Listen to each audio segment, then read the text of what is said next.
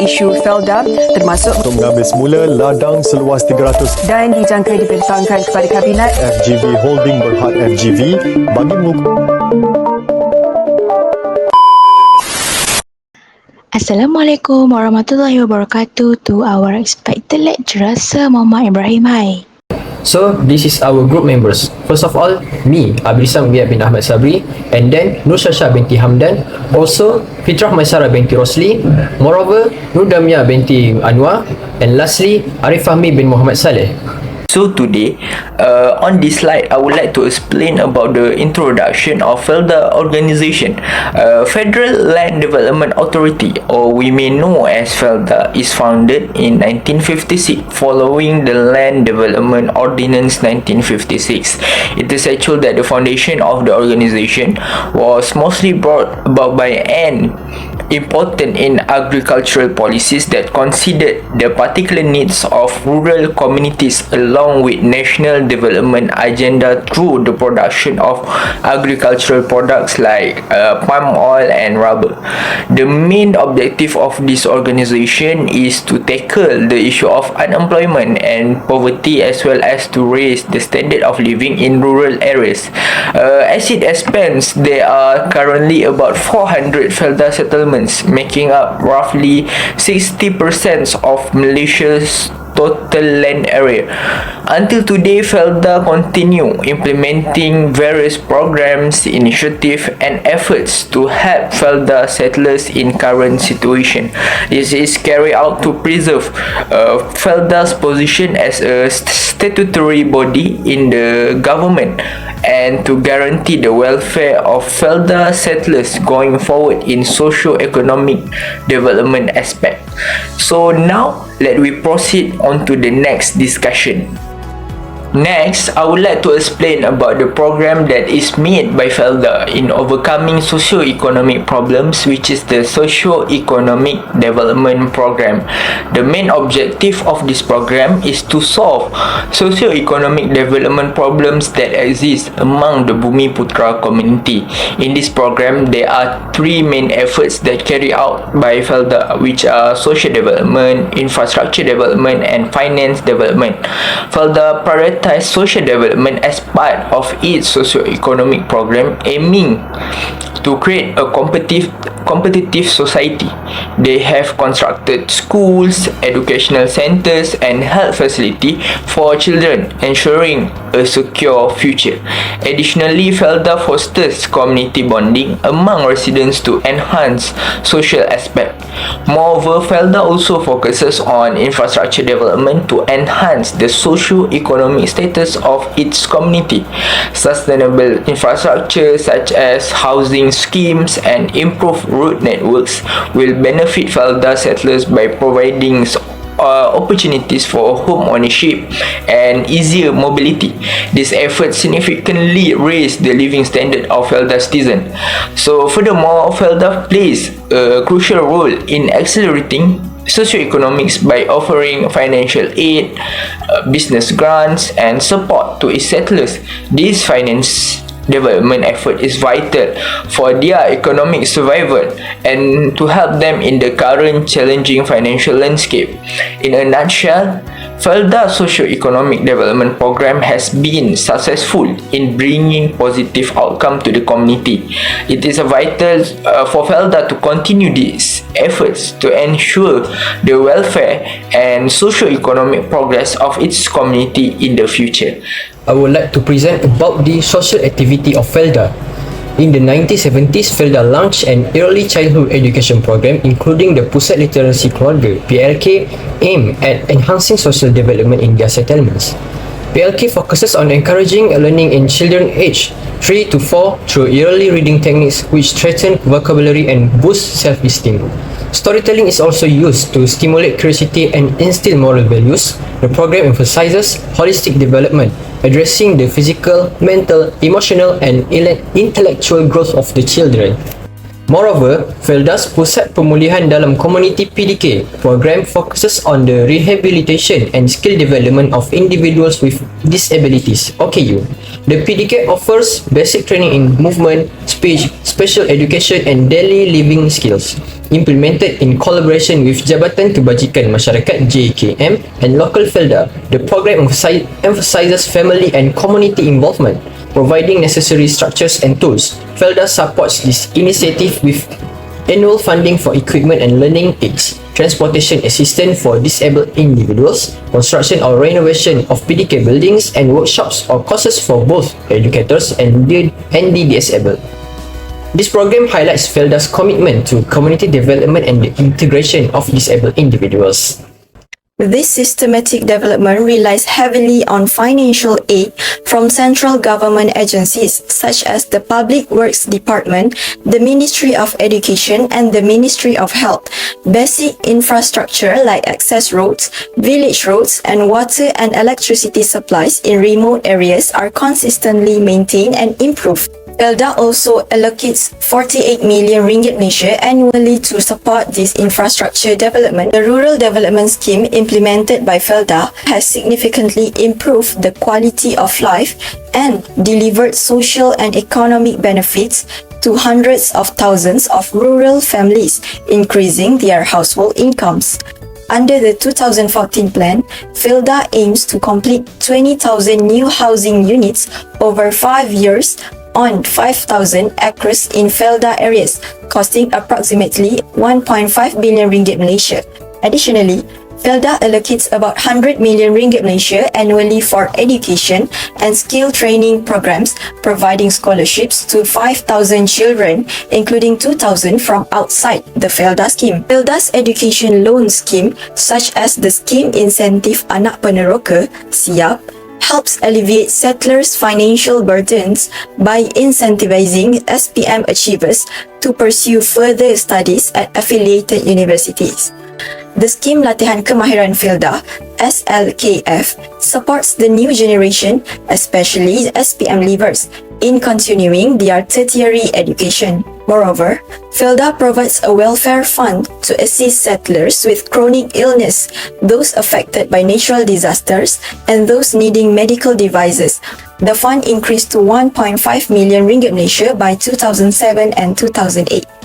Moving forward, we may look further into Felda's remarkable journey in infrastructure development. With that being said, one of the efforts that has been operated since then is including the development and maintenance of roads and highways. Felda promotes transportation efficiency, reduce travel times, and increase people safety by constructing and improving the transportation system as well as the routes. They plan road construction, manage traffic better, and ensure safety standards are met. For instance, the government has announced an allocation of 90 million ringgit to upgrade roads and basic infrastructure at Felda scheme, in the sense that this investment not only improves the movement of both goods and people, but they also boost economic activity by connecting rural communities to urban centers and fostering the flow of commerce and trade activities. Apart from the initiative, Felda also focus on housing issue for its people. They consider the development of proper housing in its communities as an important part in improving the quality of life for settlers and their families. Therefore, they face issues that related to the Felda New Generation housing projects, in which this project has been abandoned due to the significant subsidy issue.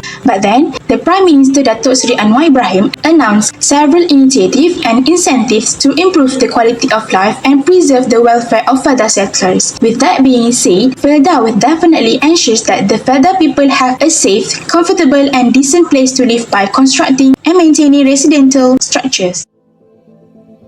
To start off, let me continue the first challenges in Felda. Limited infrastructure development in Felda settlement is one of the issues nowadays. This is because we all know the rural community is a backward area that develops less than an urban area. However, rural areas are also non-area with poor economic resources. This situation indirectly causes rural community to be labeled as a low social status compared to urban residents. Therefore, the remote location of Felda settlement possess a challenge for a construction of significant infrastructure projects such as school, roads, and others. This is because the requiring long-distance transportation of material like steel, cement, and bricks. With this, the workers may have to travel long distance and stay in one place for a longer amount of time in order to complete building project. The issue of limited infrastructure development in Felda settlement does not finish that way. However, there may be less need for school and hospital in Felda settlement since the government may choose to build them in place with a higher population density than in tiny towns. This is because if the government decide to construct outside the city, this may force it to allocate resources to place with more pressing needs. But we need to ensure the access to this amenity is crucial for a secure and healthy living even in less developed areas. To sum up, the Malaysia government is implementing the rural development policy to modernize the agriculture sector, promote entrepreneurship, and provide skills training for rural communities. With that, collaboration between public, commercial, and civil society sector is crucial to enhance the rural economic and quality of life. So, Felda Global Ventures Holding Berhad, also known as FGV, is subsidiary of the Felda, which has previously provided billions in assets to its settlers. However, FGV has been involved in suspicious deals and investments that have benefited politicians and executive. The major issue that policymakers neglected was the role of the main agency and its subsidiaries in enhancing the settlers' welfare. With that being said, the subsidiaries were expected to generate earnings to be distributed to smallholders, but they failed to do so. The average smallholders' return was no more than the B40 group's monthly revenue, which is about 3,000 ringgit. With massive mismanagement at Felda, there is little hope for a better future for the settlers and their next generation. The recent drop in wholesale palm oil prices has left the settlers with limited wages, and some have even slipped back into poverty after working their lands for nearly 5 decades. To do this, Felda must use its resources to assist settlers in gaining independence.